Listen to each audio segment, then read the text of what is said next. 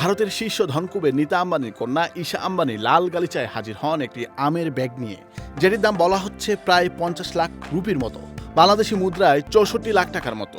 এটি আসল আম নয়, আমের মতোই ডিজাইন করা একটি ভাস্কর্য, যা নিয়ে নেট দুনিয়ায় ব্যাপক আলোচনা সৃষ্টি হয়েছে।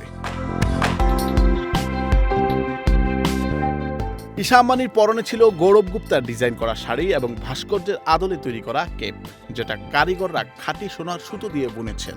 50 জনেরও বেশি কারিগর 1200 ঘন্টার বেশি সময় ধরে তৈরি করেছেন এই শাড়ির পেছনে। ঈশা আম্বানির ব্লাউজটি তার মায়ের গহনা দিয়ে সাজানো। তার মা নীতা আম্বানির ব্যক্তিগত সংগ্রহ থেকে নেয়া 200টিরও বেশি পুরনো কাঠের হীরা হাতে সেলাই করে বসানো হয়েছে এই ব্লাউজ। এই হীরাগুলোর বাজার দাম 400 থেকে 500 কোটির মতো। গলায় ছিল 2টি স্তরের হীরার নেকলেস, যার মোট ওজন 250 ক্যারেটের বেশি। বৈশাখী সংবাদ।